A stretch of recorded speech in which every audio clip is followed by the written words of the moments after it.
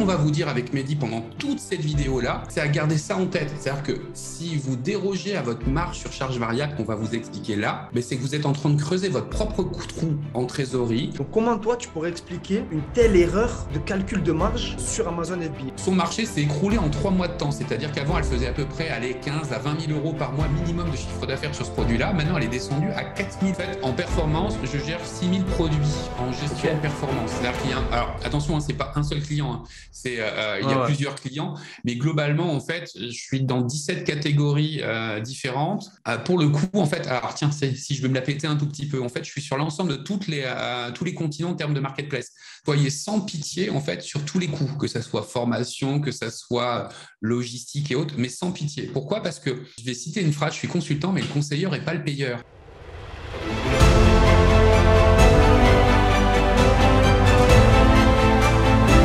Bonjour à tous, aujourd'hui on va aborder un sujet très important, celui de la marge sur Amazon FBA, donc celui du profit, donc celui de l'argent, donc celui de la rentabilité. Il faut savoir que quand vous allez calculer une marge, vous devez d'abord la calculer en fonction du produit, donc du prix du produit, du prix du transport, contrôle qualité, etc., etc. Les droits de douane, les taxes, la logistique en Chine et en France ou dans le pays d'importation. Mais il faut savoir que ça, ce n'est pas suffisant. Donc, nous, dans Limitless Sourcing, dans notre programme, on vous apprend à calculer au centime près le coût de revient du produit. Mais vous allez voir que sur Amazon, ce n'est pas suffisant. C'est-à-dire que sur Amazon, le coût que vous allez calculer, le coût de revient, n'est en réalité pas le vrai coût de revient quand vous allez mettre ce produit à la vente. Donc, moi, je ne suis pas un expert du marketing sur Amazon, mais j'ai l'honneur, j'ai la chance aujourd'hui d'en avoir un avec moi. Et pour le coup, je pense en tout cas que c'est le meilleur en France. En tout cas, il est reconnu comme tel. Donc, on a Cyril Benz de la chaîne Nanakia avec nous aujourd'hui. Donc, Cyril, déjà, merci pour avoir accepté de passer sur notre chaîne. Voilà, de passer sur notre chaîne, donner du contenu gratuit, éducatif pour les vendeurs Amazon FBA, mais pas que. Même si vous n'êtes pas vendeur sur Amazon, ce contenu peut vous intéresser. Mais c'est vrai qu'on va vraiment appuyer sur Amazon FBA.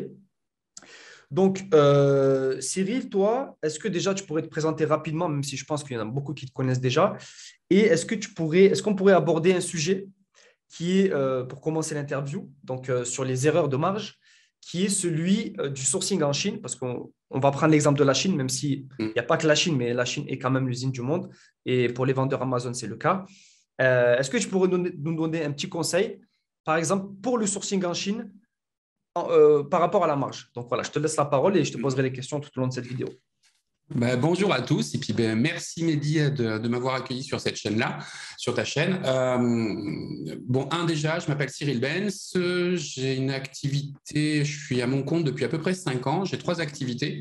Une qui est une activité de ce qu'on appelle de data marketing, qui est autour en fait de l'analyse, l'activation de la donnée à but de performance commerciale. Alors dit comme ça, en gros, on le retraduit de l'art de se foutre en fait des a priori des données. Et en fait, je travaille beaucoup avec des grands comptes, Dolce & Gabbana, Dassault, L'Oréal, m'engage en fait pour avoir un œil neuf sur leurs données et comment on arrive à activer ce type de données. Ça, c'est une première activité. Il y a une deuxième type d'activité où je prends encore plus mon pied, puisque là, en fait, j'ai l'impression d'avoir un peu plus d'impact. C'est l'accompagnement des vendeurs Amazon en performance. C'est-à-dire qu'en gros, je suis commissionné en pourcentage sur leur chiffre d'affaires. Donc, des vendeurs Amazon arrivent, me disent, on voudrait augmenter notre activité, on veut se concentrer en fait sur notre catalogue et pas s'occuper de la partie visibilité en fait sur Amazon. Et moi, je m'en occupe. Donc ça, j'ai l'impression d'avoir un peu plus d'impact puisque c'est quelque chose où on est plus proche, je suis plus proche du vendeur. Et il y a une troisième activité qui a été déployée depuis 1 an maintenant, qui est celle de l'infoprenariat. En gros, je mets en place des formations que je kiffe absolument puisqu'en gros, là, j'ai vraiment l'impression d'avoir un énorme impact dessus. Donc voilà, globalement, c'est 3 activités que j'ai et qui tournent autour du e-commerce et de la performance commerciale. Maintenant, en fait, Mehdi m'a posé une question autour de la vente sur Amazon et des marges. En gros, il y a un premier sujet qui est absolu, c'est que vous avez choisi la bonne marketplace. Pourquoi? Parce que cette marketplace, c'est celle qui est la plus performante, vous permet globalement en termes de rentabilité de rentrer en fait, de rentrer dans le marché du e-commerce en apprenant sans prendre trop de risques par rapport à des sites de e-commerce. C'est-à-dire que c'est beaucoup plus puissant. Le problème, c'est que la plupart d'entre nous, en fait, on va calculer, c'est ce qu'on va venir en fait faire là tout de suite, c'est calculer une marge sur un produit. Quand vous prenez votre produit, on va calculer une marge sur ce qu'on appelle charge variable. Mais ce qu'il faut que vous ayez en tête, c'est que vous gérez une société. Et cette société, elle a ce qu'on appelle un seuil de rentabilité. Alors que le seuil de rentabilité, c'est quoi? C'est que vous avez des charges fixes. Vous avez votre vente et votre chiffre d'affaires et vous avez votre marge. Et le sujet, c'est de réussir à faire en sorte qu'à un moment, votre chiffre d'affaires et donc la marge que vous faites sur chacune des ventes de votre produit couvre, bien évidemment, la charge fixe qui est derrière. Et la plupart d'entre vous, en fait, comme on est tellement focus sur son produit, on ne pense pas à ça.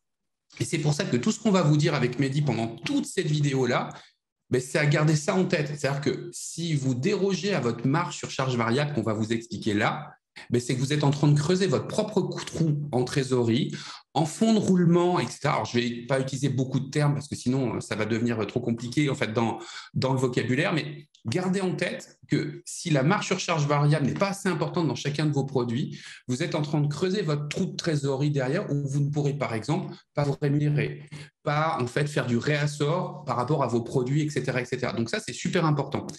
J'arrête cette introduction un peu longue et je rentre en fait sur la partie sourcing.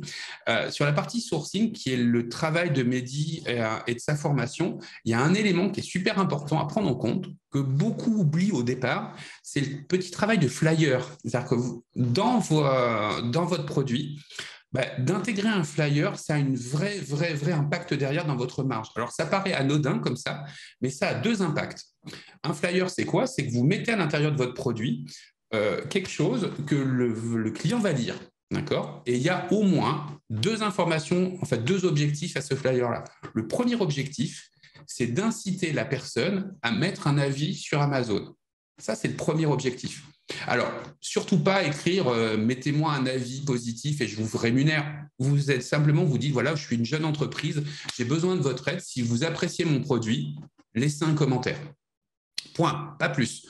Mais ça, en fait, ça va vous faire passer d'une zone de 1% en gros de commentaires, donc sans vente, un commentaire, à quelque chose qui va tourner entre 3 et 5%. Et c'est super important. Pourquoi? Parce que plus vous allez avoir de commentaires, plus en fait votre annonce va devenir sexy, plus vous allez avoir de clics sur votre fiche, plus vous allez avoir de ventes. Ça, c'est le premier sujet. En gros, pour faire simple, personne n'achètera un produit qui n'a pas de commentaires. Donc, il faut que vous ayez des commentaires. Deuxième sujet, et là encore, ça c'est en prenant du recul qu'on l'a, c'est que vous rentrez dans une marketplace où votre sujet à vous n'est pas forcément de fidéliser les clients, c'est pas forcément de ramener les clients en fait vers Amazon, puisqu'en fait c'est Amazon qui vous charge d'amener du trafic. Mais pour être plus performant en fait que le concurrent d'à côté, si vous ajoutez ce qu'on appelle un lead magnet, c'est typiquement de dire, vous voulez télécharger mon e-book des 10 conseils à avoir autour du produit, cliquez sur ce QR, en fait, soit QR code, soit petit lien, pour récupérer les coordonnées de la personne. Ça va vous permettre deux choses. Un, de pouvoir travailler les coordonnées de manière légale, parce que Amazon vous interdit à la base de ne pas, en fait, vous n'avez pas le droit de travailler les coordonnées si la personne ne vous a pas autorisé. D'accord ? Mais en fait, ça a trois impacts derrière. C'est qu'une fois que vous avez récupéré les coordonnées de cette personne-là, votre prochain produit, en fait, vous avez les coordonnées, vous pouvez lui proposer en fait d'acheter ce produit-là avec une réduction. Ce qui fait que vous allez avoir un lancement qui est absolument génial dès le départ, dès le premier mois. Votre premier produit, vous avez eu du mal à le faire décoller. Là, grâce en fait aux coordonnées, vous pouvez avoir une base de clients qui va augmenter derrière. Premier sujet. Deuxième sujet, vous pouvez vous servir de ce client-là, s'il a eu le produit qui lui a plu, en fait, de dire, mais est-ce que vous ne connaissez pas d'autres personnes qui pourraient avoir un intérêt sur ce produit-là? C'est ce qu'on appelle les opérations de parrainage. Pareil, ça coûte encore moins cher que de la publicité.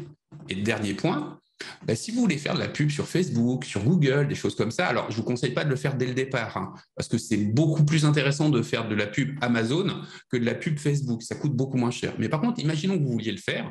Au lieu de faire ce qu'on va appeler du porte-à-porte, c'est-à-dire que vous dites, tiens, mon audience, c'est des femmes 35-45 ans, là, vous allez faire ce qu'on appelle une custom audience, une audience personnalisée.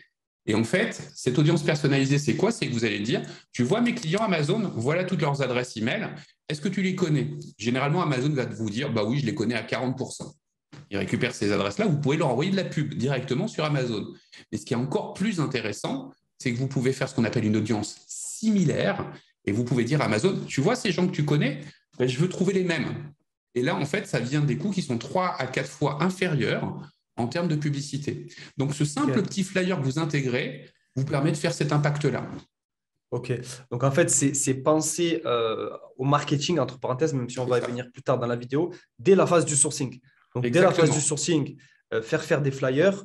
Nous, on sait qu'on a des élèves qui font des QR codes, par exemple, mais ça peut être autre chose pour fidéliser le client. Et donc, juste quand tu dis lead magnet, on est d'accord que, grosso modo, ça veut dire capturer le mail du client, parce qu'un des désavantages d'Amazon, malheureusement, en tout cas, c'est le cas aujourd'hui, c'est qu'on n'a pas les coordonnées, en tout cas le mail du client, pour pouvoir le mailer, lui envoyer le catalogue, les nouveaux produits, les promotions, etc.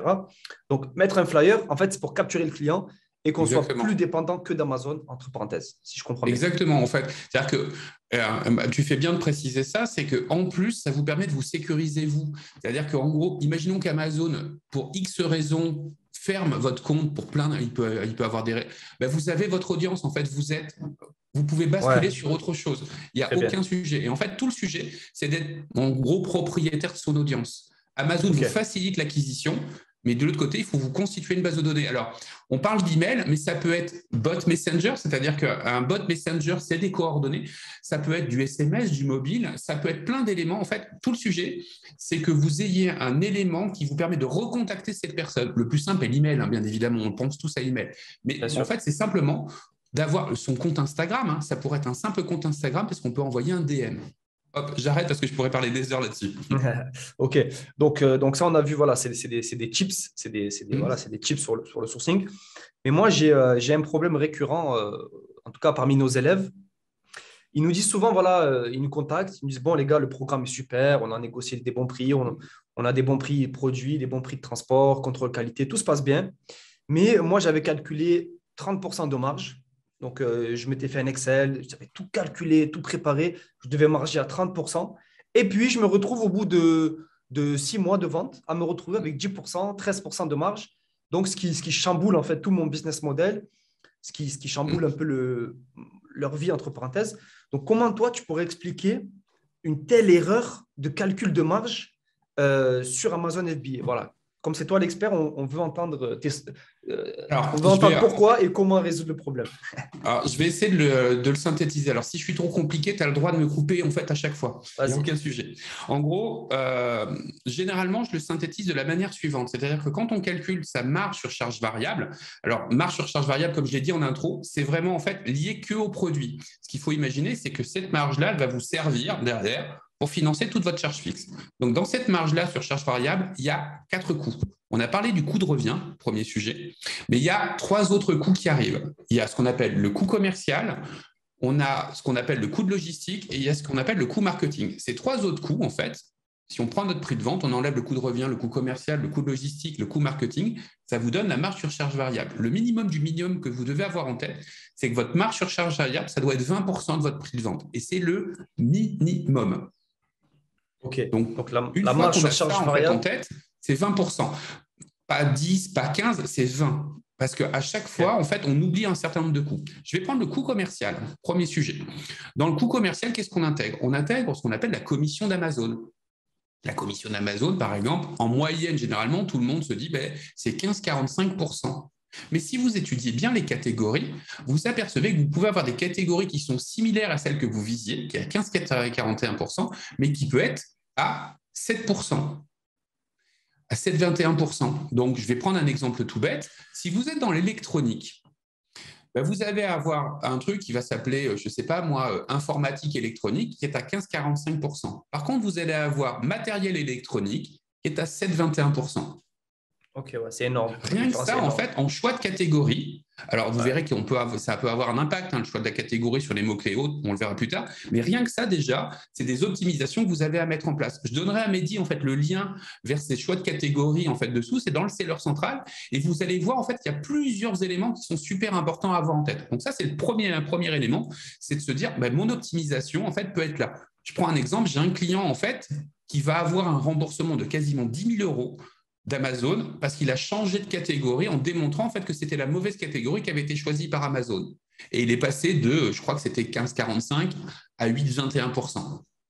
OK. Et est-ce que ça peut arriver dans l'autre sens? Parce que ça, là, dans ce Non, cas-là, parce qu'en fait, il n'y a pas de choix. En fait. Alors, il faut se méfier d'un truc. C'est-à-dire qu'il y a des moments, il peut avoir en fait un sujet qui est le sujet suivant, c'est que Amazon vous change de catégorie pour X raisons. Allez tout de suite contrôler en fait si vous n'avez pas un changement en fait de commission. Si vous avez un changement de commission, OK. en gros, c'est là où il faut écrire tout de suite au support en disant non, non, je ne suis pas d'accord, machin, machin, machin, machin, parce qu'en fait, il faut vite revenir à la catégorie où vous payez le moins cher. D'accord? Alors, je fais une petite parenthèse. Attention de ne pas être dans les extrêmes aussi. Le choix de la catégorie, il est super important. Pourquoi? Parce que en fait, le choix de la catégorie vous permet, en fait, quand vous faites je fais super vite là-dessus, c'est pas dans les coûts, mais quand vous faites le choix de la catégorie, au tout départ, vous remplissez votre fiche produit et vous dites, enfin, vous faites votre fiche produit et vous dites telle catégorie. Tout votre travail dans la fiche produit et la catégorie, c'est de dire à Amazon, je suis indexable sur tel mot-clé, tel mot-clé, tel mot-clé, et globalement, je suis équivalent à tel produit. Ça, c'est super important. Pourquoi? Parce que, en gros, ce qui va se passer, c'est que quand Amazon vous teste au tout départ, il va vous tester tous les mots-clés de cette catégorie-là. Je vais prendre un exemple tout bête. Imaginons en fait que vous soyez, je ne sais pas moi, tiens, une lampe torche, je prends toujours cet exemple généralement dans mes exemples de vidéo, et que vous décidiez que vous êtes matériel électronique en essayant d'optimiser. Le problème, c'est que tous les mots-clés qui sont liés à lampe torche, si c'est trop loin la catégorie que vous allez choisir après, vous allez perdre votre indexabilité, donc votre capacité à être présent sur les mots-clés les plus importants pour votre produit. Donc surtout, ne pas choisir juste la catégorie parce que ça vous fait économiser, mais aussi parce qu'elle doit être complémentaire. Donc OK. ça, c'est quelque chose qui est important. Autre OK. point, et là, la quasi-totalité d'entre vous l'oubliez. Je n'ai pas eu un seul client que j'ai pris en performance qui n'avait pas oublié ce coup-là. C'est ce qu'on appelle en fait le taux de retour. Le taux de retour, c'est quoi? C'est que vous envoyez en fait, vous vendez votre produit et vous allez avoir un pourcentage de clients qui va vous retourner le produit en disant je ne suis pas d'accord, il est cassé, enfin, tous les sujets peuvent être derrière. Il est de mauvaise qualité, blablabla. Bla, bla, bla. Et en fait, ce taux de retour, en fait, comme vous ne l'incluez pas dans vos coûts, à la fin, vous constatez en fait que vous avez une perte. À un moment, pourquoi? Parce que quand Amazon envoie le produit et qu'il est retourné par la garantie A à Z, etc., les frais de traitement, vous les payez quand même.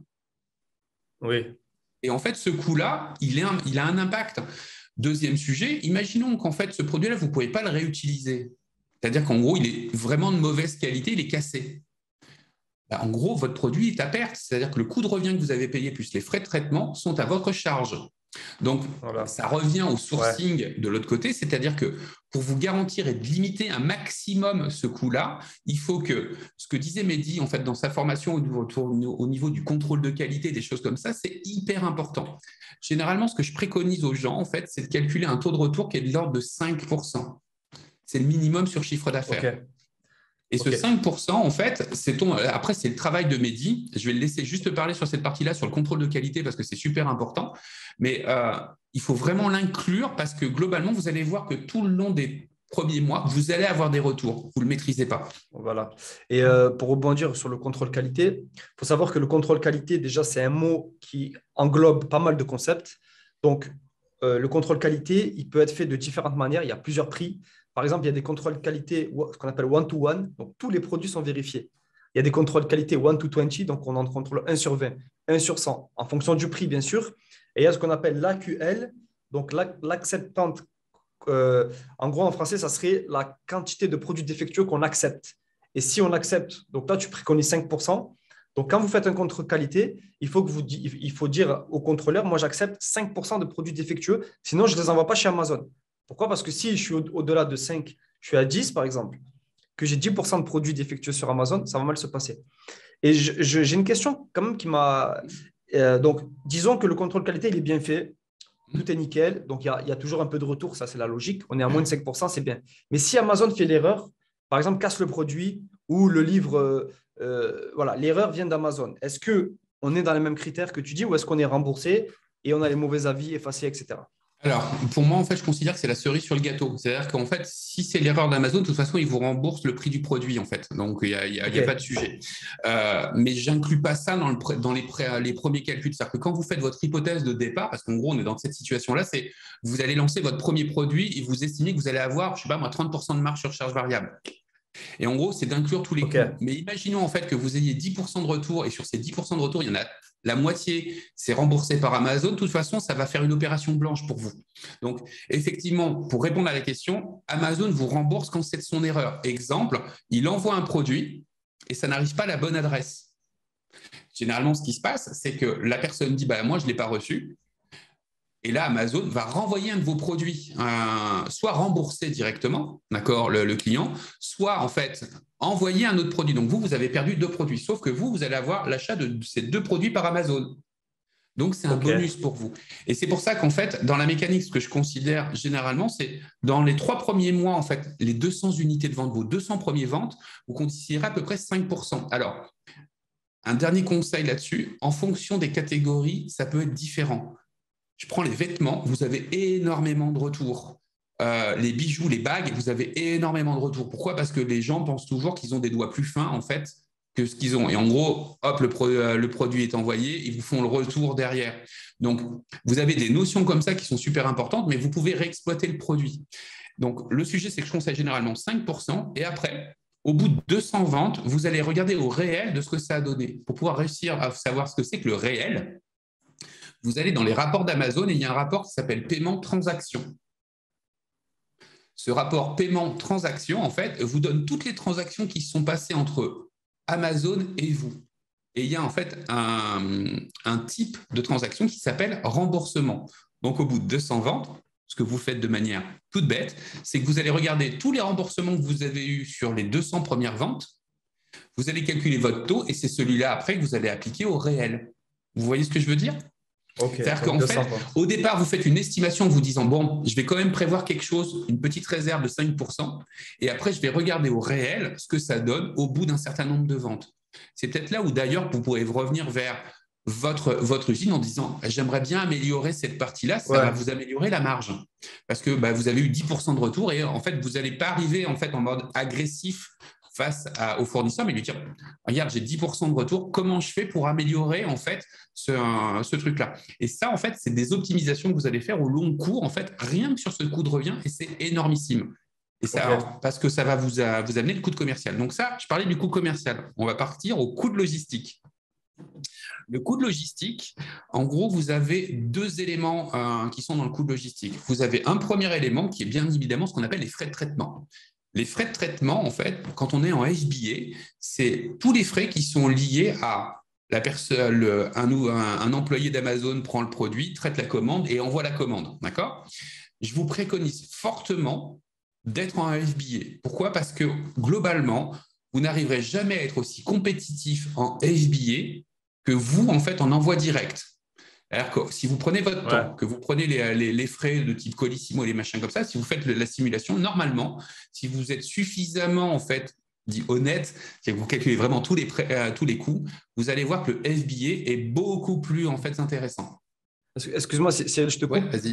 Quand tu parles de coûts de logistique, on est d'accord que tu parles des coûts de logistique Amazon, pas des coûts de Ouais, logistique, ce qui se passe avant, tout ce qui est transport, exactement. bateau, conteneur, etc. Tu fais Voilà, bien de pour me être clair. préciser parce que ça, pour moi, c'est intégré dans le coût de revient, en fait. C'est-à-dire que Voilà, c'est en amont. Là, on est vraiment sur ce qu'on va appeler le dernier kilomètre, c'est-à-dire comment, en fait, voilà. on livre, une fois que le client a acheté le produit, comment on livre le client. Donc, c'est Ouais. soit vous, d'un côté, soit, en fait, Amazon. Et il y a un deuxième sujet qui est super intéressant avec cette notion de FBA, en dehors des économies de coûts, c'est le fait que vous transférez la responsabilité du dernier kilomètre à Amazon. Et ça, en fait, ça vient impacter ce qu'on parlait tout à l'heure, le coût commercial, parce que si vous avez un retour, parce que la personne n'habite plus à l'adresse indiquée, alors que c'est faux ou n'a pas reçu le colis, c'est de la responsabilité d'Amazon et pas de la vôtre. Si vous étiez en livraison, vous avez tous vu dans les forums, machin, des gens qui disent ouais, il y a quelqu'un qui est malhonnête, je suis certain qu'il l'a bien reçu et il l'a pas reçu. En fait, il dit qu'il l'a pas Ouais, reçu et ouais. Amazon. Et en fait, c'est de votre pomme, c'est à vous. En fait, c'est à vous de le payer parce que Amazon considérera que c'est son client qui a raison et pas vous. Donc, en gros, vous OK. transférez cette responsabilité-là en fait à Amazon. Et ça, c'est absolument c'est absolument génial de faire ça parce qu'en fait, vous êtes serein après sur cette partie-là. Donc, les frais de traitement, vous avez plein d'optimisations à faire. Pareil, on revient au coût de revient. Sur ce sujet-là, je vais vous donner une expérience de mon côté. Il y a quelque chose qui est super important et on n'y pense jamais. C'est-à-dire que quand on prépare notre produit, je vais être très méchant. C'est que la plupart il y a beaucoup d'entre vous, en fait, qui considèrent qu'on va prendre le premier produit, on va aller sur Alibaba, on regarde, on colle une étiquette et on est content, notre produit est bon. C'est la mauvaise chose à faire. Il faut vraiment penser énormément de temps sur son produit, sur quel âge de produit, sa qualité, les éléments différenciants, tous les éléments. Et par exemple, le diable se cache dans les détails, le packaging. Si on est en FBA, et je vais prendre par exemple mes écrins de bijoux, alors quand je dis mes écrins, c'est que il y a 4 ans de ça, quand je me suis mis sur Amazon, j'ai voulu tester toute une série de choses. Et en fait, j'ai créé une marque de bijoux pour voir en fait ce que ça donnait. Et j'avais un écrin de bijoux en fait, qui faisait 3 cm de hauteur.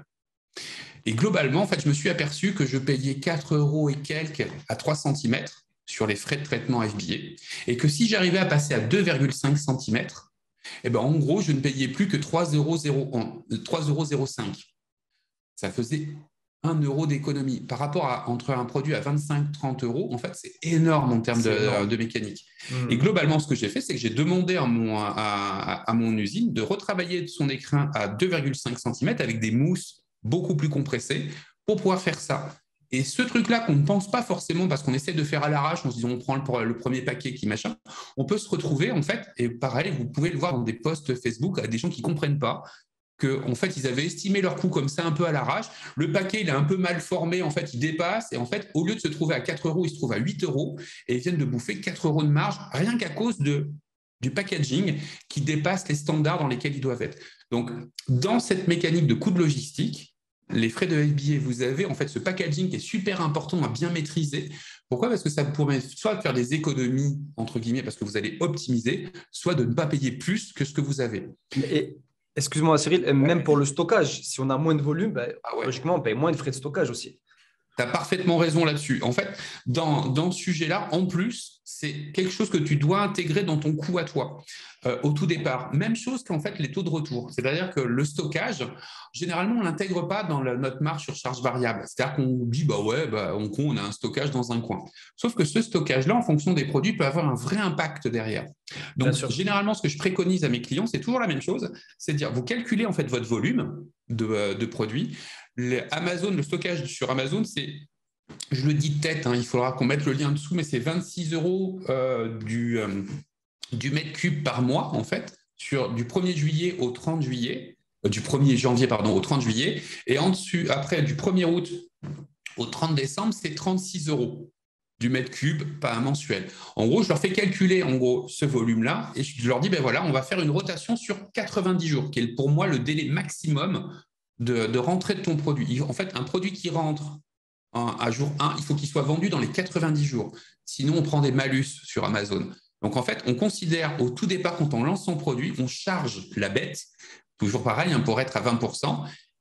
On se met à 90 jours, on calcule combien ça nous coûte de stocker chez Amazon 90 jours le produit, on le met dans notre charge de coût de logistique, d'accord ?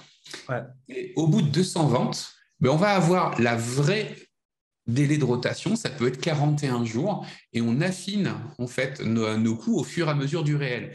Et c'est là où ça devient super intéressant. Pourquoi ? Et c'est là, dans la mécanique, c'est que vous avez un autre système d'optimisation, c'est que vous allez commencer à comprendre ce que c'est qu'une rotation de stock, un flux tendu que vous allez avoir avec votre usine en disant, moi j'ai une rotation par exemple de 500 produits tous les mois, et je vais commander en fait, je ne sais pas moi, 1500 produits. Et en fait, ces 1500 produits, il y en a 500 qui doivent être livrés le premier mois, 500 le mois suivant, 500 le mois d'après, en fonctionnant peut-être avec un 3PL. Je te laisserai expliquer ce que c'est qu'un 3PL derrière. Mais voilà, il y a plein de mécaniques comme ça pour de l'optimisation de coûts. Et j'en profite aussi parce que l'exemple du bijou, c'est un bon exemple. Donc, les bijoux, c'est des produits qui sont légers.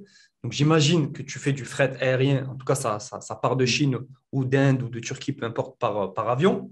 Et donc, faut savoir que dans le fret aérien, il y a deux types de coûts. Il y a le volume ou le poids. Mais souvent, sur des produits qui sont à faible poids, comme le bijou, on calcule au volume. Donc, on va vous facturer au volume. Donc, le ratio aujourd'hui, IATA, c'est pour le fret aérien classique cargo, c'est 1 m3 égale 167 kg.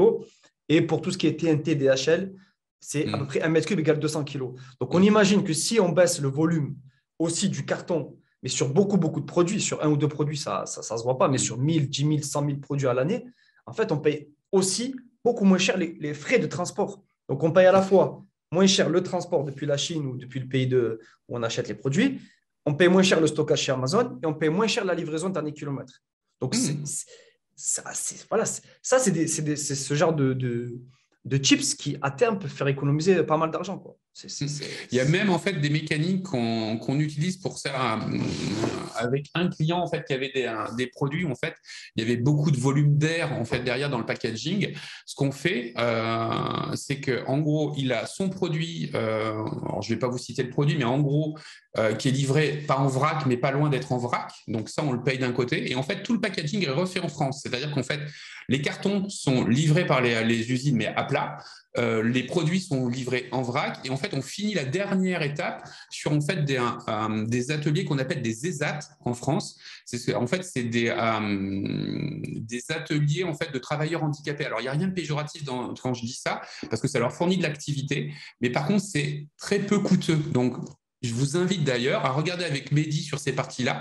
Quand il y a des moments où il y a trop de volume, peut-être de vous faire envoyer votre packaging à plat, les cartons sont à plat, donc vous payez vous payez plus d'air. Et en fait, trouver un ESAT où on livre tout chez les ESAT pour pouvoir en fait finaliser en fait le bundle en fait au final. Et dans ce cas-là, on peut aussi faire le flyer en France, pourquoi C'est pas. ça. Enfin, on n'est pas obligé de le faire en Chine. Et on peut. Et donc, voilà. Et ça se réfléchit à l'avance. C'est soit on prépare Ouais. tout en Chine, packaging, flyer, etc. Soit on le fait en France via un 3PL ou via un entrepôt spécialiste. Par contre, on donnera des contacts. Bon, dans la formation Limitless Sourcing, on donne des contacts, mais attention de ne pas le faire avec n'importe qui. Parce qu'aujourd'hui, tout le monde s'improvise 3PL et il y a pas mal de. Non, mais oui. Voilà, pas mal de choses qui se passent. Donc, faites attention. Voilà, quand vous choisissez un partenaire, faites attention. Donc, sur le coût de logistique, vous avez donc cette partie, en fait, qui est les frais de traitement, donc travailler votre écran, et puis le stock. Donc, ça, c'est les deux éléments qui sont importants. Et maintenant, on arrive, en fait, au nerf de la guerre. En fait, c'est là où la plupart des gens mangent, en fait, l'ensemble de leur marge. C'est ce qu'on appelle le coût marketing. Voilà. Ce coût marketing, j'utilise une image. À l'époque, j'étais en sport-études d'athlétisme et j'avais la chance de faire le 5000 mètres, mais surtout, en fait, de faire un 4 fois 100 mètres. Et j'étais ce qu'on appelle le dernier, le finisseur. Le finisseur, en fait, c'est quoi? C'est celui qui va récupérer soit de l'avance, soit récupérer le retard, en fait, des trois collègues qu'on a en amont. Et les trois collègues qui sont en amont, c'est coût de revient, si on reprend cette image-là, le coût de revient, le coût de logistique et le coût commercial. Si vous avez super bien optimisé ces trois coûts-là, globalement, votre coût marketing, vous allez pouvoir le gérer à peu près tranquillement. Si vous n'avez pas bien optimisé ces trois-là, vous allez avoir énormément de pression sur le coût marketing. Alors maintenant que j'ai utilisé cette image-là, je vais expliquer ce que c'est. En fait, le coût marketing, c'est quelque chose que vous oubliez d'intégrer dès le départ de votre produit. C'est d'intégrer automatiquement, au minimum, on va le faire simple, des frais de publicité pour chaque vente de votre produit. Exemple, vous allez vous dire, pour 100 € en fait, de chiffre d'affaires, il y a 5% de publicité, 10% de publicité, 20% de publicité. Alors attention, quand je dis les pourcentages, mettez pas 20%. Je vous rappelle que votre marge sur charge variable doit être au minimum de 20% de votre prix de vente. Donc, il y a un moment où votre coût marketing va être entre, d'un côté, coût de revient, etc., et votre marge. C'est-à-dire que vous n'avez pas le droit le coût marketing, c'est votre variable d'ajustement. Excuse-moi, Cyril, je te coupe. Qu'est-ce que tu réponds à ceux qui disent, moi, je n'ai pas besoin de faire de la pub sur Amazon, tout va se passer comme prévu, j'ai les meilleurs produits, en fait, etc. Je vais le traduire comme ça. En fait, je leur dis que dans les 6 mois, en fait, ils sont morts. Pour faire simple, de manière caricaturale. Alors, tout le monde va me dire, ouais, mais je cite l'exemple de un qui a réussi, machin. Il y en a un qui réussit à lancer son... Alors, je retraduis, en fait, comment ça se passe sur Amazon pour que vous compreniez bien. En gros, statistiquement, il se passe la chose suivante. C'est-à-dire que vous avez deux types de visibilité possibles, celle visible sur les moteurs de vente et celle de visibilité sur les produits concurrents ou complémentaires. Donc, visibilité sur le moteur de vente, vous tapez un mot-clé et en gros, vos annonces apparaissent dessous. De l'autre côté, sur les fiches produits, en gros, quelqu'un visite une fiche produit, que ce soit votre concurrent ou que ce soit un produit complémentaire et vous apparaissez dessous, d'accord? Soit en pub, soit en organique. On a deux vocabulaires. Organique, c'est En gros, vous montez, mais vous ne payez pas. L'annonce est visible. Quand on clique dessus, ça ne paye pas, vous ne payez pas de publicité. Et la publicité, en gros, vous gérez en fait une enchère et vous êtes présent plus ou moins haut en fait dans la fiche, dans le moteur de vente. Ça, c'est le premier sujet. Et en gros, ce qui se passe, c'est qu'il faut avoir en tête que 70% du chiffre d'affaires d'un mot-clé est fait par la première page, premier sujet. 50% est fait par les 12 premiers résultats. Et 35% du trafic est fait par le premier résultat. Donc, en gros, tout votre sujet à vous, c'est de dire, je ne peux pas vendre si je ne suis pas en première page dans les 12 premiers résultats ou au premier résultat. Pour pouvoir faire ça, généralement, quand vous lancez votre produit, il y a ce qu'on appelle l'honeymoon. C'est le terme marketé, etc., etc. En gros, c'est Amazon qui teste votre produit pendant 1 mois, 28 jours. À partir du moment où vous prenez votre première unité de stock, il va vous booster en fait votre visibilité. Votre visibilité, elle travaille de la manière suivante. C'est-à-dire qu'en gros, il va considérer la vélocité de vente, c'est-à-dire le nombre de produits que vous vendez par jour, et le rendement de vente, c'est-à-dire ce que vous faites gagner en fait à Amazon. Ces deux éléments-là vont vous permettre de monter plus en plus. C'est-à-dire que plus vous avez un rendement de vente important, plus vous avez une vélocité de vente importante, plus vous êtes visible. C'est un capitaliste, d'accord ? Et votre sujet, c'est que quand vous lancez votre produit, vous vous dites « Ah ouais, ça fait des ventes », mais vous ne maîtrisez pas où vous faites des ventes, vous ne maîtrisez pas quels sont les rendements que vous avez derrière et vous ne savez pas vous dire quel est le mot-clé qui vend le mieux par rapport à tel autre mot-clé. Ça, c'est le premier sujet. Et généralement, quand le premier mois est terminé, vous pourrez regarder dans la plupart des posts, il y a plein de gens qui disent « Je ne comprends pas, en fait, je ne vends plus ». Je vends plus, ouais. Ouais, il y en a plein. Et en fait, le problème, c'est qu'ils n'ont pas pris en compte le fait que Amazon les avait boostés et que maintenant, ils reviennent à la réalité, c'est-à-dire face aux autres concurrents. Et je vais reprendre cet exemple-là. La publicité, en fait, elle vous aide de la manière suivante. Elle vous aide à, être visible déjà pour commencer à booster, en fait, être plus visible que les autres. Ça, c'est le premier sujet. Mais le deuxième sujet, c'est que grâce aux analyses que vous faites dans la publicité, vous allez être capable d'analyser le fait de savoir que tel mot-clé fait tant de clics et fait tant de ventes, donc celui-là peut être pertinent, et que tel autre mot-clé peut faire tant de ventes et tant de dépenses et peut être beaucoup moins pertinent. Imaginons en fait que vous définissiez 10% de publicité, d'accord ? Sur 100 € de chiffre d'affaires, vous dépensez 10 €. Et que tel mot-clé, en fait, quand vous dépensez, que vous faites des ventes, je vais prendre un exemple, un coque de iPhone, mais vous dépensez 40 € à chaque fois. Vous pouvez vous dire qu'il n'est pas rentable pour vous pour l'instant et que vaut mieux aller travailler un autre mot-clé. Mais si vous ne le savez pas, en fait, vous n'avez aucun moyen en fait, d'optimiser votre visibilité là où vous êtes rentable. Ça, c'est le premier sujet. Le deuxième sujet, en fait, c'est que la plupart d'entre vous, vous regardez votre nombril. C'est-à-dire que je reprends la coque de iPhone, vous avez travaillé tous les mots-clés qui sont les plus importants pour vous. Mais c'est votre nombril à vous. C'est-à-dire que vous avez regardé les concurrents, tout le monde a mis coque de iPhone devant. OK, c'est coque de iPhone. Sauf que coque de iPhone, j'ai un client on est à la performance sur des coques de iPhone.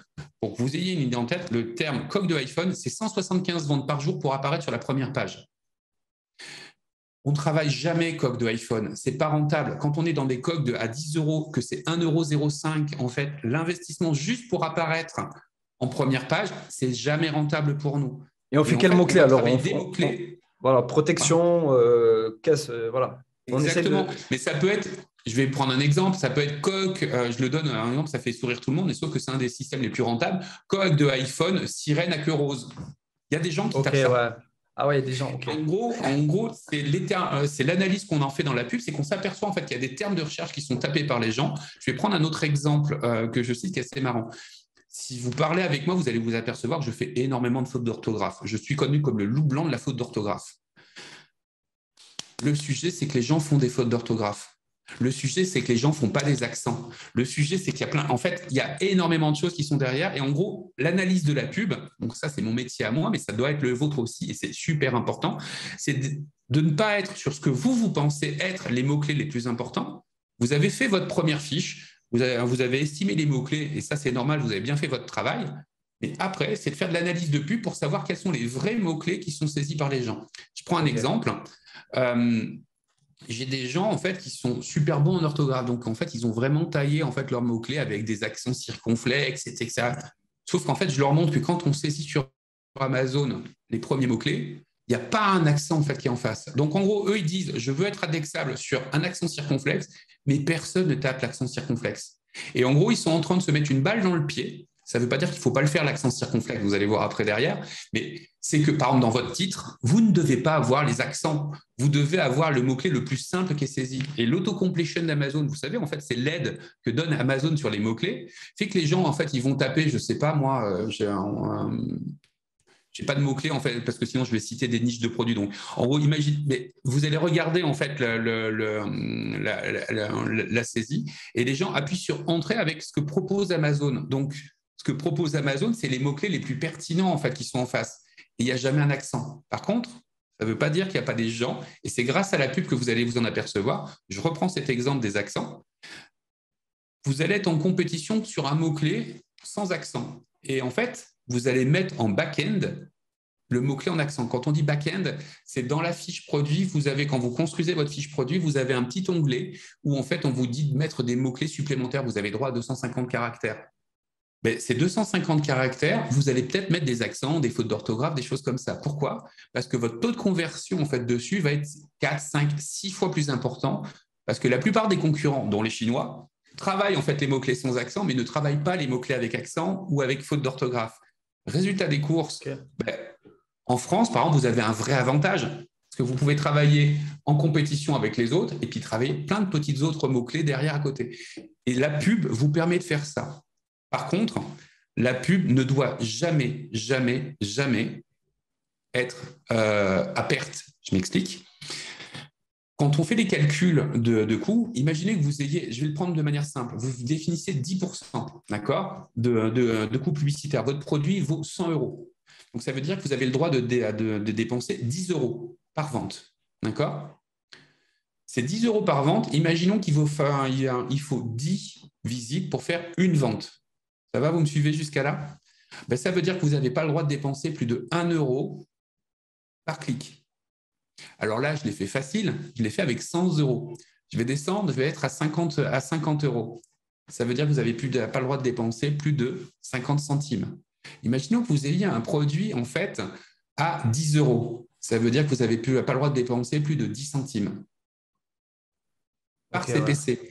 Et la plupart en fait des gens sur Amazon s'aperçoivent que quand ils font par exemple une campagne auto, Amazon leur préconise 40 centimes, leur préconise 60 centimes, leur préconise 70 centimes.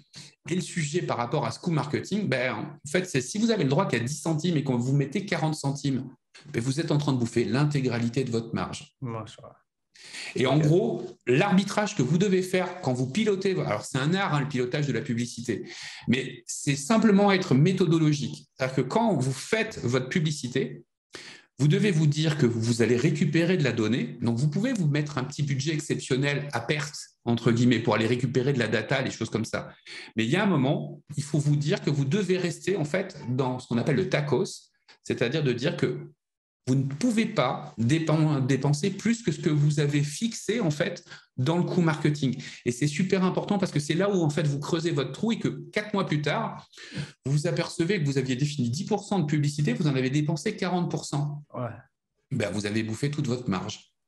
Et en fait, le sujet, c'est que Amazon, c'est une sirène. C'est-à-dire qu'en fait, elle vous dit coucou, si vous voulez être visible, vous devez dépenser 70 centimes. Mais ça ne correspond pas forcément à votre modèle économique. Vous ne pouvez pas faire. Et en fait, tout votre sujet, c'est de trouver les mots-clés qui sont disponibles à la hauteur du CPC dans lequel vous êtes. Pourquoi? Parce qu'en fait, c'est eux que vous devez travailler à tout prix. Et c'est là où en fait, ça devient super vertueux derrière. Je vous explique. C'est que normalement, votre sujet, je vous le rappelle, c'est de faire de la pub pour monter votre organique. Vous savez que votre organique, vous ne payez rien une fois que vous avez monté. Puisqu'en gros, votre pub, vous payez au clic. Mais quand vous arrivez dans les 12 premiers résultats, vous avez des gens qui vont cliquer sur la pub, mais d'autres qui vont cliquer sur l'organique. Et c'est là où vous engagez votre cercle vertueux. C'est-à-dire que la pub vous a aidé à monter en organique et vous allez vous apercevoir qu'au début, vous dépensez beaucoup de pubs pour ce mot-clé-là, puis de moins en moins, parce qu'en fait, c'est l'organique qui prend le relais. Et là, ça devient super pertinent parce qu'en fait, vous allez vous retrouver à un moment avec un modèle économique qui s'équilibre derrière, et plus vous allez avoir de puissance en organique, plus vous allez avoir de moyens de dépenser l'argent, entre guillemets, en publicité à perte. Je vais faire simple. Au départ, vous allez être, par exemple, à, je ne sais pas moi, la totalité de vos ventes est faite par la pub. Et puis, à un autre moment, vous allez vous retrouver avec la moitié, en fait, est fait par la pub et la moitié par de l'organique. Donc, en gros, vous allez récupérer du budget qui va vous permettre d'investir sur des mots-clés que vous ne pouviez pas atteindre au départ parce que vous n'aviez pas les moyens et vous allez les atteindre. Mais si vous faites l'inverse en vous disant « je travaille tout de suite coque de iPhone », ben en fait, ça me fait sourire parce que, en gros, je sais que dans les 6 mois, vous n'êtes plus un concurrent pour moi crédible parce que vous aurez bouffé votre trésorerie, vous serez mort derrière et vous ne serez plus capable de faire du réassort. Ok, donc c'est un peu comme sur Google, le SEO Google, je fais un parallèle. Ouais. Quand ils nous disent d'attaquer des mots-clés de longue traîne au début, puis après de les raccourcir. Là, on est un peu Exactement. sur le même concept sur Amazon, de travailler des Exactement. mots-clés. Voilà. Et c'est en fait, Amazon, à la différence de Google, est un capitaliste. Donc, ça veut dire que vous avez tout intérêt à travailler des mots-clés qui sont moins compétitifs. Pourquoi? Parce que vous allez monter plus vite en visibilité. Et je vous rappelle qu'il y a une autre chose. Si vous vous souvenez, tout à l'heure, je vous parlais de la catégorie, de bien choisir votre catégorie. Plus vous allez monter en fait en performance dans cette catégorie-là, si elle est moins compétitive, plus vous allez monter sur tous les mots-clés de la catégorie. Donc, en fait, vous enclenchez un vrai cercle vertueux. Si vous tapez de la publicité, en fait, je vais prendre un dernier exemple, vous allez le comprendre tout de suite. Imaginez que vous tapiez coque de iPhone. Non, je vais prendre un autre exemple. Bande élastique fitness. Vous mettez bande élastique fitness. Vous avez 3 commentaires. Et que le leader du marché, il a 84 000 commentaires. Non, 64 000 commentaires. Vous pensez que vous allez vendre sur bande élastique fitness? Ah non. Et en fait, le sujet, il est là. C'est-à-dire que vous allez vous fatiguer, essorer votre trésorerie sur des trucs où vous n'êtes pas compétitif. Et c'est pour ça que la pub, elle est super importante. C'est qu'au tout départ, vous vous donnez le sentiment d'être compétitif parce que vous faites des ventes. Vous ne savez pas où, mais vous faites des ventes. La pub va vous aider à savoir où vous faites des ventes. Premier sujet. Et deuxième sujet, comme vous savez où vous faites des ventes, vous savez là où vous allez être rentable en vente. Et là, vous n'allez pas rentable. Et donc, vous allez accentuer dans les mois qui suivent, là où vous êtes rentable en vente, pour pouvoir améliorer votre visibilité organique sur ceux où vous êtes rentable. Comme vous améliorez votre visibilité organique, vous allez faire de plus en plus de ventes qui coûtent de moins en moins cher, puisque vous ne dépensez pas de pub, ce qui va vous donner des moyens pour aller attaquer les autres. Et le problème, c'est qu'on a tous un peu de la testostérone en nous et on se dit, bah non, je vais aller sur coque de iPhone. Bah non, en fait, il vaut mieux être très prudent au départ. Vous n'êtes pas une grande marque, je suis méchant quand je le dis, mais vous n'avez pas les budgets limités. Je ne vais pas vous citer les marques, mais j'ai des marques qui me donnent des budgets de pub à la semaine qui sont entre 20 et 30 000 euros. Quand vous avez un produit où vous mettez 30 euros, vous ne pouvez pas être compétitif. Ouais. Donc, il faut vraiment être plus agile et plus intelligent en fait là-dessus. C'est pour ça qu'il y en a beaucoup qui se font avoir, selon moi, par Amazon. C'est qu'ils pensent que le premier mois, ils vendent, ils gagnent, je sais pas moi, ils gagnent 5 000 euros de profit. C'est un exemple que je donne. Oui, Il y en a beaucoup. Et puis après, le deuxième mois, ils gagnent 4 000, puis après 3 000, puis après plus rien. Ils se disent, mais qu'est-ce qui s'est passé? Je ne comprends pas, mon produit, c'est le même. Les gens, ils aiment bien le produit. J'ai fait mon sourcing correctement, etc. Mais en fait, non. En fait, et c'est là où on voit que sur Amazon FBA, si on ne maîtrise pas les coûts, donc les quatre types de coûts que tu viens d'expliquer, on ne va pas se mentir, on est mort. Sur le long terme, on est mort. Bah oui, en fait, et voilà. C'est là où en fait le sujet se trouve. C'est-à-dire que c'est pour ça qu'il y en a énormément qui se lancent en fait sur Amazon et qui se disent ouais mais c'est nul, je me suis fait avoir parce que machin. En fait, c'est qu'ils ont voulu aller trop vite, trop loin, trop rapidement. La plupart, en fait, vous essayez de consolider une société pour globalement, en fait, vivre les 40 prochaines années tranquillement. Et ben, votre sujet à vous, en fait, c'est un marathon que vous allez faire. C'est pas, en fait, de conduire la plus grosse voiture de sport dans les 2 mois qui arrivent. C'est de construire, en fait, une activité qui est rentable et qui vous rémunère derrière. Et pour pouvoir faire ça, en gros, il ne faut pas dépenser son argent à tort et à travers. Je vais prendre un dernier exemple pour bien comprendre. Vous savez, je parlais de marge sur charge variable. De l'autre côté, en fait, vous avez vos charges fixes. La plupart d'entre vous, en fait, vous allez vous prendre des abonnements comme Helium 10, Jungle Scout, en fait, tous ces sujets-là. Je ne dis pas que ce n'est pas bien, en fait, de le prendre. Sauf que quand vous dépensez 97 euros par mois, que, par exemple, sur votre produit à vous, vous faites 2 euros de marge, ça veut dire qu'en fait, à votre niveau, vous devez déjà avoir vendu 50 produits par mois juste pour payer votre abonnement, en fait. Donc, en gros, dans la mécanique que vous devez avoir en tête, j'habite en Auvergne, à Clermont-Ferrand, je suis le pire des radins du monde, mais un sou est un sou. Et en fait, vous êtes des chefs d'entreprise. Un chef d'entreprise, ça pilote sa trésorerie et donc sa marge. Ça ne pilote pas un chiffre d'affaires, ça ne pilote pas en fait une sorte de guerre de testostérone. Ça pilote ça. Et en gros, tous les éléments qui vont concourir à améliorer votre marge, Bah, ils sont là. En gros, quand vous investissez 1 euro, et je le dis même sur, par exemple, les formations, mes formations, je l'ai dit derrière dans le talk derrière qu'on avait fait avec ta formation, c'est pas la peine de se précipiter, c'est toutes les formations du monde, c'est celles que vous avez besoin au moment où vous en avez besoin. Parce que votre trésorerie, c'est ce qui va vous permettre de faire vos trésors, ce qui va vous permettre de faire votre rémunération, ce qui va vous permettre de faire un nouveau sourcing, un nouveau test produit derrière. Donc, vous devez arbitrer sur qu'est-ce qui est le mieux pour Ouais. vous. Et c'est vraiment en fait ce sujet-là qui est important. Vous êtes des chefs d'entreprise. Et ça, pour moi, c'est le sujet. J'arrête. Et, et est-ce que tu dirais, toi, de manière objective, honnête, est-ce qu'il y a encore parce qu'on nous pose beaucoup la question, est-ce qu'il y a encore de l'oseille à se faire sur Amazon aujourd'hui? Pour quelqu'un qui ne s'est Oui, pas tout le lancé, temps. est-ce qu'il y a du fric à faire? Tout le temps, tout le temps et partout. En fait, si tout était saturé, en fait, le monde serait bloqué depuis des années parce que globalement, il n'y Ouais, a jamais en fait un truc à l'innovation. En fait, la big ID, personne ne l'aura. En fait, faut pas se leurrer. Euh, ouais. la seule chose en fait qui va vous permettre de vous différencier entre guillemets par rapport à un produit, je vais prendre les bandes élastiques. Tiens, on va prendre cet exemple-là qui est normalement l'élément le plus saturé du monde. 64 000 commentaires pour le leader du marché. OK? 64 000 commentaires. Vous allez commencer en vous disant putain, ça va être dur. Bah oui, ça va être dur parce que si vous avez 2 commentaires, ça va mettre du temps avant de monter. Donc en gros, une des stratégies qui va être mise en place quand quelqu'un est en bande élastique, c'est de trouver ce qu'on va appeler des labels. Le label, c'est par exemple Amazon Choice. Et on va prendre quelques mots-clés où on va bastonner dessus. J'ai une masterclass, par exemple, sur la suprême URL, c'est-à-dire comment on détourne l'algorithme, etc. Et en gros, on va travailler ce mot-clé-là pour avoir le petit sticker Amazon Choice qui va augmenter nos ventes, notre élément de différenciation, parce que les gens voient Amazon Choice sur un mot-clé, je ne sais pas, bande élastique fitness, rose et mauve. Je dis une bêtise dans le truc. Et là, on est Amazon Choice. Parce qu'on a travaillé très fort ce mot-clé, ce qui nous donne un label, premier sujet. Donc, on va monter notre performance. Et donc, au fur et à mesure, si on a été économe dans notre trésorerie, on va monter nos commentaires. Mais il y a un autre élément en fait que la plupart des gens ne pensent pas. C'est les vrais éléments de différenciation par rapport au produit. Ça peut se jouer sur des éléments tout bêtes, le packaging, les choses comme ça, mais ça peut jouer aussi sur des éléments de différenciation du produit. Je prends cet exemple de la bande élastique fitness. Si vous regardez tous les concurrents dans le 64 000, aucun ne propose de cours vidéo et d'entraînement en exercice avec des vraies vidéos. On propose tous des e-books, des machins comme ça. Imaginez en fait que vous preniez une influenceuse, je prends cet exemple-là totalement au hasard, une influenceuse ou 2 ou 3 influenceuses et vous leur dites chacune, vous faites 2 exercices fitness que je tourne en vidéo.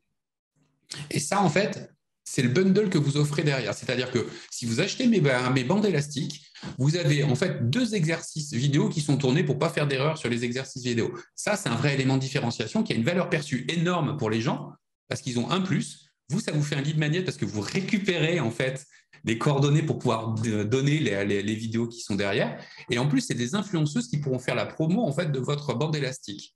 Ben, résultat, grâce à ça, en fait, vous avez réussi à vous différencier que même avec 10, 15, 20 commentaires, puisque vous avez des influenceuses qui sont en face, ben, si vous le mettez bien en valeur sur votre fiche produit, ben, vous avez Ouais. quelque chose qui est attaquable par rapport à l'autre, le chinois, en fait, qui a en fait ces 5 bandes élastiques qui sont vendues machin, qui a 64 000. Mais vous avez quelque chose qui est un programme en français qui accompagne les gens. Même si on est plus cher, on est d'accord. Même si on Même, va un peu plus cher que en les contraire Chinois. même. Je ne vous citerai pas en fait la niche parce que j'ai une cliente que j'ai eue en mentoring cette semaine qui lidait en fait son marché. Elle le lidait en fait son marché depuis 1 an. Ouais, Et ouais. en gros, depuis 1 an, elle était tranquille. Sauf qu'en fait, il y a 3 Chinois qui l'ont attaqué sur son marché. Mais normal, parce que ce marché-là devient super intéressant. Et en gros, il y a eu en plus une fusion de différentes fiches d'un Chinois qui a fait elle est à 900 commentaires à peu près, donc elle est pas mal hein, en termes de trucs, 4,4 étoiles, donc bon produit, 900 commentaires, donc vous pouvez voir le rythme de vente qu'il y a derrière. Par contre, elle a eu quelqu'un qui est arrivé, qui a fusionné l'ensemble de toutes ces fiches, Pan-Europe, machin, etc. Donc un Chinois qui arrive à 60 000 commentaires. Ce n'est pas des bandes élastiques. Hein. Son marché s'est écroulé en 3 mois de temps. C'est-à-dire qu'avant, elle faisait à peu près 15 à 20 000 euros par mois minimum de chiffre d'affaires sur ce produit-là. Maintenant, elle est descendue à 4 000 euros. Oui, oui. C'est violent hein, dans la mécanique. Et bien, en fait, on va la faire remonter parce qu'on va mettre en place, parce que son cœur, en fait, elle est professionnelle dans ce domaine-là. Et en fait, on va lui faire tourner des vidéos de formation spécifiques qu'aucun Chinois n'ira attaquer. Et comme elle a un label, je ne citerai pas ça parce que sinon je vais citer en fait la niche, mais comme elle a un label, elle a une garantie de qualité par rapport à ça, qu'en plus, elle est en fait une experte dans ce domaine-là et qu'elle va tourner des vidéos pour accompagner les gens pour bien faire ça, aucun Chinois n'arrivera à l'attaquer là-dessus. Ok, ouais. Donc, en fait, il n'y a pas que le prix ni les commentaires Non. qui peuvent vous faire monter dans les résultats, ou du moins, même si le chinois il est plus haut que vous dans les résultats, vous pouvez vendre mieux que lui. Voilà. Exactement. Et alors, pour consolider le truc, je vais rappeler un autre sujet, mais je finis là-dessus parce qu'après, ça devient trop compliqué, en fait. Il y a un élément aussi qui est super important, c'est que quand vous lancez vos produits, vous devez les objectiver. Je m'explique. C'est-à-dire que je l'utilisais dans une vidéo YouTube où, en fait, je faisais un hamster à l'infini qui courait dans sa roue à l'infini. La plupart d'entre vous, comme vous n'êtes pas défini un vrai objectif en disant ce produit-là doit atteindre 300 ventes par mois, pas plus. J'en ai pas besoin de plus. Je prendrai un autre produit à côté et puis un autre produit. En gros, quand vous arrivez à ces 300 unités, si vous y arrivez, hein, bien évidemment, à ces 300 unités, c'est là où vous pouvez vous dire, est-ce que je veux aller à 400 unités ou est-ce que je veux consolider 300 unités en essayant de faire de plus en plus de marge? Parce que globalement, à un moment, et donc ça revient à ça, vous êtes à 25 euros et l'autre, il est à 19 euros. Si vous êtes à vos 200 unités de vente que vous avez fixées, à 25 euros, vous avez faites pas de guerre de tarifs, restez à vos 200 unités. Vous aurez toujours un segment de clients qui va préférer acheter votre produit à 25 euros. La seule chose que vous devez arbitrer, c'est de dire est-ce que ça a un impact sur ma marge? C'est-à-dire que j'avais prévu que chaque mois, ça fasse 2000 euros de marge. Ça fait ces 2000 euros, ça va. Je ne vais pas rentrer dans une guerre de tarifs. Si ça a un impact, avant de faire une guerre de tarifs, essayez de vous poser la question de est-ce que c'est mes photos en fait qui n'expriment pas la vraie plus-value du truc? Je vois des gens qui parlent de produits haut de gamme et qui ont des photos de merde. Bah non, c'est pas bon. Et en fait, c'est tous ces sujets-là qui concourent en fait à faire que si vous rentrez dans une guerre de tarifs, vous êtes mort. Une unité chinoise sera meilleure que vous sur ce truc-là. Quand je dis ça, c'est si elle vous attaque en direct. Si vous avez un vrai produit avec des vrais éléments de différenciation, que ça soit en fait dans le produit, la qualité du produit, mais aussi dans des trucs que vous avez autour, il n'y a personne qui peut attaquer votre marché, du moins en fait dans vos objectifs à vous.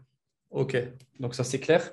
Bon, Cyril, on a vu pas mal de choses. Là, on a vu voilà, le flyer, le coût commercial, le choix de la catégorie, le coût de logistique, le coût marketing. Donc tout ça hors sourcing logistique. Donc c'est le sujet de la chaîne. Mais là, on ne parle même pas de ça. On en parle un peu, mais en gros, on parle surtout de ce qui se passe sur Amazon. Donc tu es l'expert. Maintenant, il y a des gens là qui, moi je le sais, qui regardent cette vidéo, qui se disent, bon, moi je voulais me lancer sur Amazon, je croyais qu'il fallait acheter un produit, le sourcer et le mettre dans les entrepôts d'Amazon. Mais en fait, non, c'est beaucoup plus complexe que ça. Donc, comment on fait concrètement pour se former avec toi?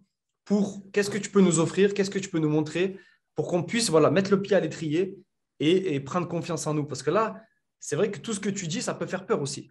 Quelqu'un qui veut se lancer sur Amazon, qui voit qu'il y a tout ça à faire, tout ça, toutes ces métriques à maîtriser, ça peut aussi rebuter certains entrepreneurs qui se disent, oulala, moi je croyais qu'Amazon c'était facile, je mettais un produit, je l'achetais en Chine, je le brandais, je le mettais dans l'entrepôt et je partais en vacances. En fait, voilà, ça ne marche pas comme ça.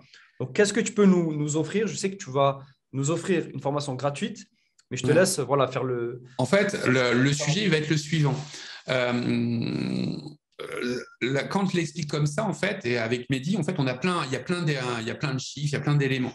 Alors, déjà pour vous rassurer, comme je vous l'ai dit en intro en fait de cette vidéo, vous êtes sur le bon secteur. La marketplace Amazon, c'est le bon secteur pour tester la vente en e-commerce pour une simple et bonne raison, c'est que c'est l'endroit le plus rentable qui soit au niveau de la vente. Donc déjà, premier sujet, vous ne posez pas de questions. Si vous hésitiez entre un site de e-commerce et en fait Amazon, Amazon est la bonne chose à aller pour faire un test de produit. Premier sujet. Je vous renvoie à une vidéo en fait que j'ai fait sur ma chaîne sur ce sujet-là. Mehdi la mettra peut-être en lien, en fait, on verra. Mais dans la mécanique, c'est simplement des chiffres. C'est-à-dire qu'il y a des données de la FEVAD, c'est un énorme organisme en fait qui contrôle ce type de choses, qui montre en fait que effectivement c'est plus performant. Donc déjà sur le sujet de vous lancer, je ne parle pas de vous pouvez faire un site de e-commerce, mais quand vous vous lancez au départ, ça peut être une bonne chose de vous lancer d'abord sur Amazon pour faire votre test produit, parce que c'est là où vous allez dépenser le moins d'argent comparé à un site de e-commerce et avoir tout de suite les retours si c'est qualitatif ou pas. Premier sujet. Deuxième sujet, comment on fait en fait au départ pour se lancer, essayer de maîtriser les risques. Et en gros, j'ai eu ces retours-là de mon audience aussi qui dit bah ouais mais t'es gentil mais tu me parles de plein de chiffres mais comment on met ça en place. Donc j'ai prévu en fait une masterclass autour de ce sujet-là, mais qui est offerte. Hein, vous inquiétez pas, il n'y a rien à payer, ça vous permettra de faire d'une pierre deux coups, de voir en fait les éléments pédagogiques. Moi en fait comment je fais une formation, premier sujet. Et deuxième sujet, c'est que dans ce tutoriel, je vais vous mettre à disposition ce qu'on appelle une matrice de performance qui va vous permettre de réintégrer tous vos coûts, les coûts de revient, les coûts logistiques, les coûts commerciaux, de faire une simulation de marge sur charge variable pour voir ce que ça donne, vous, à votre niveau, et quel est globalement le coût marketing maximal sur lequel vous pouvez avoir. Et je vous donne d'autres tips pour le lancement de vos produits en amont, etc., etc. Donc ça, en fait, il y aura un lien qui va vous être donné en fait sous la vidéo avec Mehdi au niveau du partenariat. C'est la première chose. Donc vous aurez accès à ce tutoriel offert déjà. Okay. Et de l'autre côté, en fait, j'ai estimé qu'il y avait un autre souci derrière. Donc j'ai mis un autre tutoriel à disposition, qui est un tutoriel. Prenez déjà celui-là, mais vous allez avoir en fait l'autre tutoriel qui vous sera offert, qui est comment créer en fait un listing parfait. C'est-à-dire qu'en face de ça, en même temps que vous allez avoir cette simulation, pouvoir faire une simulation, donc je vous accompagne dessus, je vous montrerai derrière. Vous allez aussi avoir à disposition une autre masterclass qui est super importante, toujours pareil, offerte, qui va vous permettre de comprendre comment créer en fait une vraie fiche produit qui se lance correctement au départ. Il y en a énormément qui font en fait une fiche en se disant ouais mais c'est comme ça comme ça. Là en fait on refait en fait cette mécanique là. Et pourquoi en fait je mets ces deux tutoriels là offerts?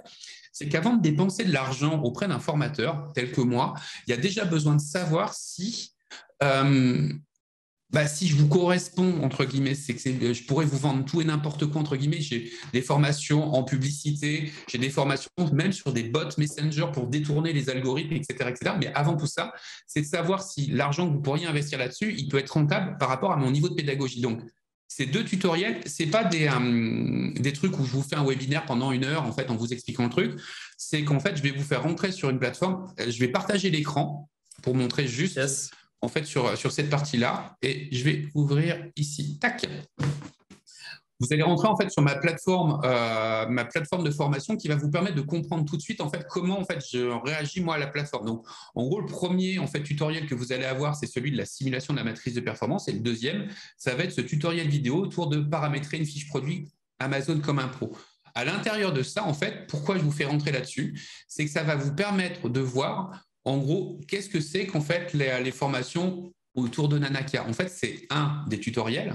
Donc, le tutoriel, il va être de cette manière-là, c'est-à-dire que là, par exemple, sur le paramétrage comme un pro, vous allez avoir en fait tout le fonctionnement de l'algorithme Amazon, les différences entre indexation et visibilité. Vous m'avez entendu parler tout à l'heure dans la vidéo, mais là, on va rentrer dans le détail. La différence entre, en gros, de pas être, en gros, c'est de ne pas regarder vous-même votre fiche produit, mais d'avoir des éléments de comparaison extérieurs.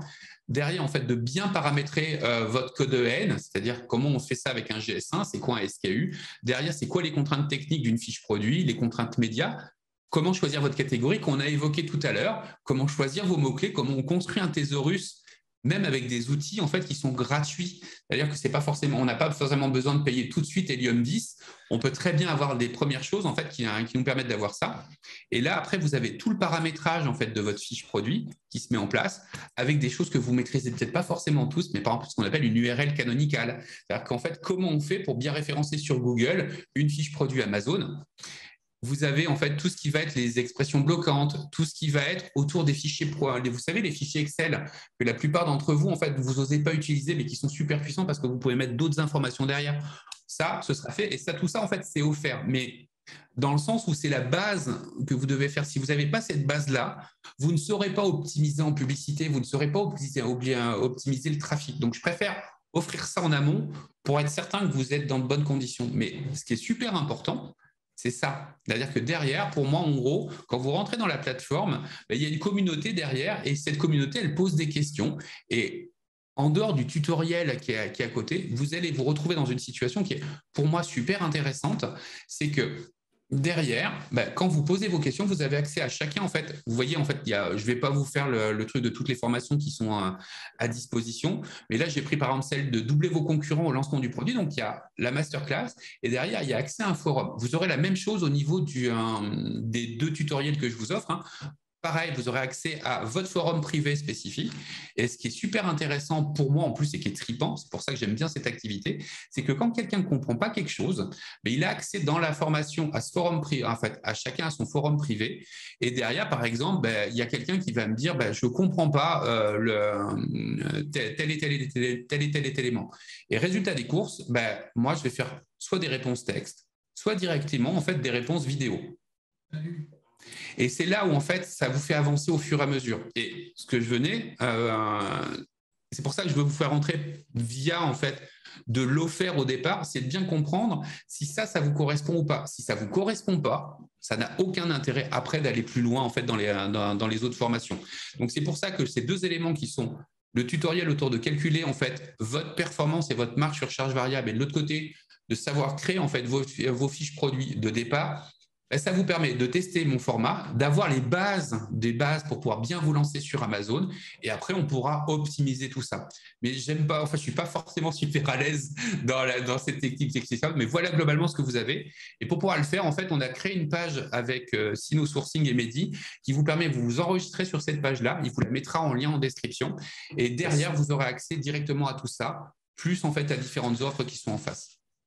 Donc, du contenu gratuit de qualité, parce qu'on rappelle quand même que tu es considéré, c'est pas moi qui le dis, c'est vraiment ce qui se dit par tout le monde, c'est que tu es considéré comme un des meilleurs en France, voire même le meilleur, non pas sur la formation Amazon généraliste, on va dire, Non. mais plutôt sur l'optimisation, marketing. Et voilà, tu gères. Est-ce que tu peux rappeler juste combien de produits tu gères? Tu m'avais dit le chiffre la dernière fois. En fait, en performance, je gère 6000 produits en gestion de OK. performance. C'est-à-dire qu'il y a alors attention, ce n'est pas un seul client, hein. Il y a Ouais. plusieurs clients, mais globalement, en fait, je suis dans 17 catégories différentes. Pour le coup, en fait, alors tiens, si je veux me la péter un tout petit peu, en fait, je suis sur l'ensemble de tous les continents en termes de marketplace. Ça va on va dire des États-Unis entre guillemets, donc l'Amérique, que ça soit centrale ou en fait, donc les États-Unis, c'est l'Australie, c'est tout ce qui est Japon. Alors c'est pas si simple, hein, le Japon. Je viens de l'intégrer il y a 4 mois. Et tout le pan-Europe, bien évidemment. Et ça, c'est pour l'ensemble en fait de mes différents clients. Je ne suis pas un vendeur Amazon, c'est-à-dire qu'en gros, à mon niveau, même si j'ai une activité de vendeur Amazon à côté avec un ami à moi, on a une société à côté, mais je déteste le sourcing, je Ouais. déteste la négociation. Donc c'est pour ça que je précise, je ne fais pas votre métier en fait de vendeur Amazon. Je suis un consultant Voilà. et un infopreneur. J'ai cette expertise-là et en fait, ce qui est intéressant, c'est pour bien me situer, je ne vous apprendrai pas à créer votre compte seller, je ne vous apprendrai pas, si là je le fais avec la fiche produit, mais je ne suis Voilà. pas là pour vous faire passer de 0 à 1 pour faire simple, c'est-à-dire vous Yes. n'avez pas fait d'activité e-commerce, vous voulez rentrer en... Je ne suis pas là pour ça. Moi, je suis là pour vous faire passer, c'est très péteux quand je le dis, de 1 à 10. Ça veut dire de vous dire, OK, vous avez commencé à faire des ventes, maintenant, comment on optimise tout ça? Tant l'optimisation des fiches produits, l'optimisation de votre visibilité, l'optimisation de votre marketing direct à l'extérieur, comment on ramène du trafic à l'extérieur. Mais ne vous OK. dites pas, alors je réponds à toutes les questions hein, derrière sur les Oui, forums et autres, oui, mais je n'ai pas fait et je ne veux pas, parce que je pense qu'il y en a d'autres qui sont beaucoup plus capables que moi de vous motiver à passer ce bien 0 sûr. à 1, etc. Et ça, je ne fais pas de comment vendre sur Amazon en partant de zéro. Bien Ce sûr. n'est pas mon Ben, sujet, voilà, nous, on a un partenariat avec Olivier Alain aussi, par exemple. qui devrait intervenir sur la chaîne. Donc, lui, c'est, comme tu disais, de 0 à 1, il vous explique comment lancer sa boutique. Je veux dire, c'est se lancer, Exactement. quoi. C'est un mindset vachement entrepreneur. Toi, on est beaucoup dans l'optimisation et le scaling. Moi, je dirais que c'est du scaling, comme tu dis, de 1 à 10. Donc, comment C'est ça. on passe de. Voilà, on gagne des grosses sommes, entre parenthèses. Nous, ce qu'on apprend dans notre formation aussi, c'est le sourcing et la logistique pour le Mm. e-commerce en général, mais ce n'est pas que pour les vendeurs Amazon, même si on a beaucoup de vendeurs Amazon dans le programme. Et on rappelle quand même, Cyril, que tu as une chaîne YouTube, parce que, ouais, il faut le rappeler, tu as une chaîne YouTube qui s'appelle Nanakia. C'est ça. En fait, elle s'appelle Ouais, Amazon Tuto Secret. En voilà, gros, donc Tanaka, c'est la société. En gros, là-dedans, dans cette chaîne, on est vraiment autour en fait de toi, en fait, ta chaîne est spécialisée dans le sourcing, en fait, dans les conseils au sourcing. Moi, elle est spécialisée dans la partie comment en fait bien appréhender la visibilité en fait des produits. Il y a par exemple là OK. une vidéo autour de l'optimisation d'une fiche produit, mais il y a par exemple des vidéos autour de l'optimisation de tes petits coupons. Donc on est vraiment dans ce truc-là de comment en fait on optimise sa visibilité et sa rentabilité derrière, parce que ça c'est la OK. notion qui est super importante. OK. Donc, tu as la chaîne YouTube. On mettra le lien pour s'abonner à ta chaîne aussi, qui est une petite chaîne encore, mais qui grossit. Ouais, Ton site internet nanakia.fr, ouais. Et il y a N-A-N-A-K-I-A. Oui. nanakia.fr et il y a Ouais. un groupe Facebook où je vous invite tous, c'est pas que mes clients, et en Ouais. fait on prend tous les matins globalement, je réponds soit en texte soit en format vidéo en fait à toutes les questions qui sont posées, qui en fait là pour le coup un groupe Facebook qui s'appelle Nanakia. OK. On mettra les liens si vous voulez, mais voilà, et là en fait ce qui est absolument génial, c'est que toute la communauté on s'entraide pour monter. Alors bien évidemment je réponds moi, mais ce qui est absolument génial, c'est que la communauté en fait répond au fur et à mesure des problématiques des OK. uns et des autres. Donc, c'est une communauté de vendeurs Amazon. On est d'accord, Ouais, uniquement. c'est ça, OK. exactement. D'accord, très bien. Ben, écoute, Cyril, moi, j'ai appris beaucoup de choses en tout cas. J'espère que ceux qui ont regardé cette vidéo, ils ont appris, ils ont compris aussi. Donc, tu leur fais quand même un gros cadeau de leur offrir des formations gratuites de qualité pour voir si oui ou non le business Amazon est fait pour eux, du moins le scaling, et si oui ou non tes programmes sont adaptés à leurs besoins. Donc, c'est gratuit. Donc, n'hésitez pas, vous cliquez, vous consommez la formation, vous l'appliquez, vous faites vos calculs, vous avez des Excel et tout. Voilà, c'est complet. Euh, donc, moi, je vais conclure et je vais te laisser le mot de la fin parce que je laisse toujours le mot de la fin à l'invité, D'accord. surtout que tu es beaucoup plus compétent que moi sur le domaine. Moi, je dirais que pour ceux qui veulent se lancer ou qui sont déjà lancés mais qui ne gagnent pas assez, il faut que vous compreniez qu'Amazon, on n'est pas comme il y a 50, 10 ans en arrière. Disons à l'époque, pour caricaturer, c'était un peu comme sur Google, etc. On mettait des produits, ça se vendait plus ou moins bien, il y avait assez peu de concurrence, on pouvait faire de l'argent assez rapidement. Aujourd'hui, si on veut gagner beaucoup d'argent sur Amazon, il faut maîtriser toutes les parties du sourcing produit, donc en Chine ou ailleurs, jusqu'au PPC. Si on ne maîtrise pas chaque poste, ça va être compliqué de réussir. Donc ça, c'est mon opinion, mais je vais te laisser terminer, Cyril, et après, on va En fait, clôturer cette vidéo. je vais terminer sur un seul sujet. Peu importe ce que vous allez faire sur Amazon, je le redis et je le répète, Amazon est le bon carrefour pour vous tester en e-commerce. Ça, c'est le premier sujet. Deuxième sujet, surtout, à vos niveaux de budget, soyez sans pitié en fait sur tous les coûts, que ça soit formation, que ça soit logistique et autres, mais sans pitié. Pourquoi? Parce que je vais citer une phrase, je suis consultant, mais le conseiller n'est pas le payeur. Moi, je peux vous conseiller tout ce que vous êtes. C'est vous à la fin en fait qui êtes responsable de ce qui se passe. Si vous coulez, il n'y a personne qui sera là derrière. Je le dis, je suis super méchant. Vous avez d'énormes opportunités parce que Amazon, en fait, est vraiment une superbe opportunité. Je vous cite deux chiffres, c'est 20% de part de marché en France. Donc, en gros, 20% du chiffre d'affaires du e-commerce est fait sur Amazon. C'est 50% hein, aux États-Unis. Donc, faut juste l'avoir en tête. Et vous allez être présent dans la plateforme. Mais par contre, elle réagit aux mêmes règles de rentabilité. Et cette rentabilité, en gros, c'est là où vous devez être sans pitié. Parce que c'est votre argent à vous, c'est votre rémunération à vous. Donc, je peux vous proposer toutes les solutions du monde. Je peux vous proposer, comme Mehdi, toutes les solutions. C'est vous qui devez arbitrer derrière. Vous êtes des chefs d'entreprise. Et il y en a certains, en fait, qui l'oublient. C'est-à-dire qu'ils suivent des formations comme les nôtres en se disant que c'est nous, en fait, qui sommes les experts, comme tu le dis, derrière. Sauf que le meilleur expert de votre société, c'est vous. Donc, en gros, vous allez devoir arbitrer. Moi, je vous donne des méthodos comme Mehdi, etc. Et ça pour le faire. Donc là, déjà, avec ce qui est offert, vous avez plus que ça pour avoir de la méthodo en fait en disant est-ce que mon produit est rentable oui non, est-ce que c'est atteignable oui non, est-ce que je peux optimiser globalement ma fiche produit oui non, mais c'est des méthodos, c'est vous qui allez devoir trancher et surtout courez pas 22 lièvres à la fois, restez focus dans votre truc et sachez abandonner, c'est super anxiogène quand je le dis, mais sachez abandonner quelque chose qui ne fonctionne pas pour rebondir sur quelque chose qui fonctionne. Et c'est votre en fait force par rapport à des grandes marques. Par rapport aux grandes marques, vous savez, celles qui construisent d'énormes produits, en fait, ils abandonnent des fois jamais leurs produits, même si ce n'est pas rentable. Vous êtes dans une mécanique où, en fait, vous êtes ce que j'appelle, moi, des nomades digitaux à un moment ou à un autre dans cette vie. vous ne devez pas avoir d'état d'âme. C'est un produit, il est rentable, je le garde. Un produit qui n'est pas rentable, je le dégage et je fais autre chose. Parce que si vous accrochez, c'est ce produit-là qui va vous enfoncer en fait au fur et à mesure. Et comme vous êtes agile, parce que c'est votre force, profitez de ça, mais soyez intraitable sur votre marge. J'arrête. Ok, Cyril, merci beaucoup. De toute façon, tu interviendras, je pense, sur la chaîne, j'espère, dans le futur, parce qu'il y a plein de sujets. Vraiment, c'est super intéressant, même si c'est très technique. Et on rappelle, juste, on fait un dernier rappel avant de couper la vidéo. Il y a tous les liens en description pour la formation gratuite que Cyril vous offre. Ok. Il y aura des opérations, attention, pour le Black Friday. Donc, si vous regardez cette vidéo avant le 26, si je ne me trompe pas, 26 novembre, vous pouvez en bénéficier. Si c'est après, il y aura d'autres promos plus tard, ça ne changera pas. Donc, il y aura des super promos. Donc, restez attentifs parce que Cyril il prépare du très, très lourd. Et bien sûr, abonnez-vous à la chaîne donc de Cyril et de SinoSourcing si vous n'êtes pas encore abonné. Mettez des commentaires, des pouces bleus vers le haut, pas vers le bas, si vous avez aimé la vidéo. Et je vous dis à très bientôt. Merci Cyril encore une fois. Merci, au revoir.